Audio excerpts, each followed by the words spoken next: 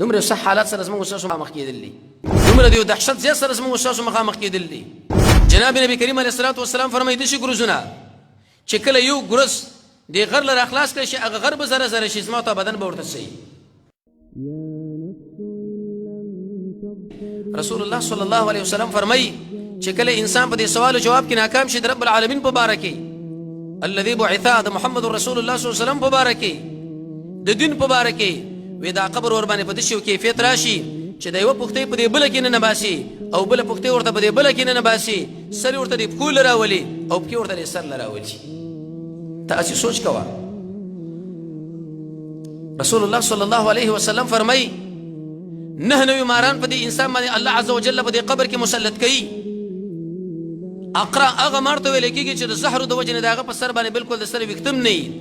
یو مار کچرته دنیا لراغه او جناب نبی کریم علیه الصلاه والسلام فرمایي یو پوکې پکت وکې یو سای وېستله په دې څلور کنجه دنیا کې بچرته شین بوټي پیتم پیدا نشي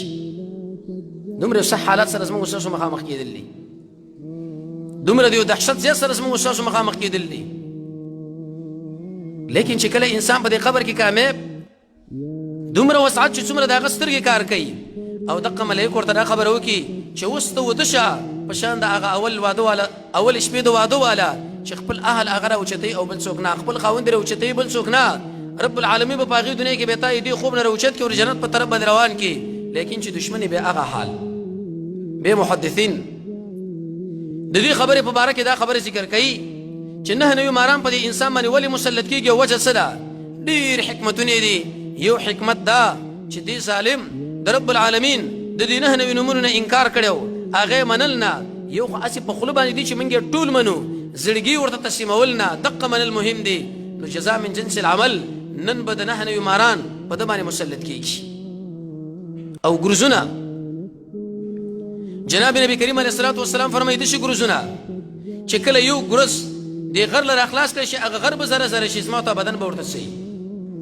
او په دې شو کیفیت باندې ملک بدر باندې مسلط چې ام دا غسترګي کار نه کوي امي غوګونه کار نه کوي هغه انسان چې دا غسترګي کار نه کوي چې په کوم ځای گزار درکې او هغه انسان چې غوګونه کار نه کوي چې څومره پریت کوي هغه سره ته اورینه وال او بیرته به جوړېدل وال او بیرته به جوړېدل تاسو سوچ وکئ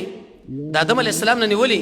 تر اوسه پورې څومره خلک په دې قبرونو کې څومره زرونه کلونه پې تېر شوي دي او په دقې عذاب باندې دا مسلط دي الی یوم القیامه قیامت به څه وخت راشي څه معلومات دی دا خلک به دې قبرونو کې پراته دي او دغه ماران ور باندې رب العالمین مسلط کړي دي چې یو مار چېرته راشي په دنیا کې پکې غوندې وکړي دې وخت کې دا شین ټول بوټي د منځه ځي او هغه چې د هغوی دا سحر د دې ویښتونه خالي ده د سحرو د وجې نه او هغه چې داسې ګروزونه ورسره دي چې کله غر پې ووهلی شي هغه زره زره کېږي او هغه ملک چې د هغه سترګې هم کار نه کوي او د هغه غوږونه هم کار نه کوي او شکل یې په دې شکل دی صاحب د مرعات د رسول الله صلی الله علیه وسلم هغه روایت جمع کړي دي چې د هغې غاښونه داسې لکه د شډل غوی ښکري او سترګې په دې کیفیت باندې دي لکه د قلعې دیګونه او ببري چې داسې خطرناک مخلوق ستا سره په دې ځای کې مخامخ شي څه صورت حال بسته یې وي هغې لپاره چېرته سوچ کړې د دنیا د پوهنتون دپاره د مدرسې د امتحان دپاره د یو بل د امتحان دپاره څومره تیاری موږ کړی دی 40 غنټې کې اول زه بیا دلته کې دا ناس ملګري چې موږ د قبر د عذاب نه د بچ کېدو دپاره داسې وقت یو پرچه یو سوالونه مو ځان له جوړ کړي چې په دې وخت کې موږ ورباندې دا سوچ وکړو دا سوچ ورباندې وکړو دا هغې دنیا کې ورباندې موږ بچ شو عثمان خو ځکه ژړل د هغه زړه کیفیت برابر و بله مسله انسان چې کله په دې قبر کې کېښودلی شي حدیث کې راځي رسول الله صلی الله علیه وسلم فرمایي وی دا وروسته پاس کم خلک چې دا دفن کوي د هغوی د خپې کشار اوري آخری کس چې کوم وخت قدم اوچتوي چې د قبر ملایک ورته راورسېږي او د سوال او جواب خبره شروع شي دومره زره ملایک پسې رالیږي دقه دهشت هم بس دی چې غوږونه د شډل غوی د ښکرو غوندې سترګې د قلعې د دیګونو غوندې او ټول په دې ویښتو کې پټ او هغه تک تور رنګ والا ستا مخې له راشي او تر اوچت شي ودې درې او خبره سره شروع کړي څومره دهشت څومره وحشت څومره پریشانی څومره ګډوډ په دې انسان باندې راشي د رب العالمین په باره کې پوښتنه کېږي د رسول الله صلی الله علیه وسلم په باره کې پوښتنه کېږي او دقه شان د دین په باره کې پوښتنه کېږي چې اسلام آخر څه له ویل کېدو اسلام څه شی و اسلام دا و چې اوس مسلمان وایم دروغ اسلام دا و چې هم زه مسلمان کوم دوکا، اسلام دا و چې وایم زه مسلمان او وزم د مسلمانه، اسلام دا و چې وایم زه مسلمان او کوم د منافقات. دا خو به زه هم ولیکمه په دې خپل جیب کې به یو تذکیره، یو ځان له یو شناختي کارت دقه شان یو سند برابر کړم چې ډاکټر یم انجینر یم، خو چې کله هغه عمل له مخامخ شوم نه د ډاکټرۍ په دې مسلو باندې پوهېږم نه د انجینرۍ په دې مسلو باندې پوهېږم. حدیث کې راځي رسول الله صلی الله علیه وسلم فرمایي مؤمن انسان بخل کوي، مؤمن انسان میدان د جنگ پرېږدي، ولې مؤمن انسان هغه دروغ نه وایي. ته ووایه چې د ورځې څومره دروغ ته وایي. دا نه دې اسلام پوښتنه کېږي په نامه باندې خو هر سړی مسلمان دی. دا کلمه قسم په الله ابو جهل له ډېره ښه یادوه چې لا اله الا الله محمد رسول الله،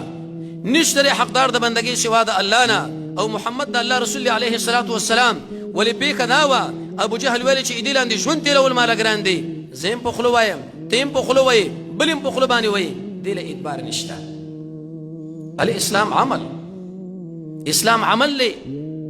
جناب نبی کریم علیه الصلاة والسلام دکاندار خواله ورځي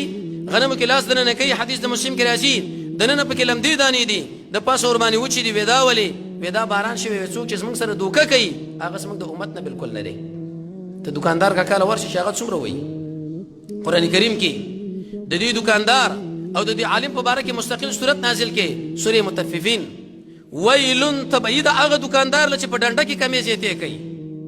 تبعید هغه عالم چې په خپل علم کې کمې زیاتې کوي. الله وی د جهنم کندرې تاله درکړې شي، تا ولې په دې ترازو کې کمې زیاتې وکړي، تا ولې د اسخامې ودې سړي له کېښوده، تا ولې د هډوکې ورته په دې غوښې کې اضافه ور کېښودو، ولې د آوازه ورته کېښوده.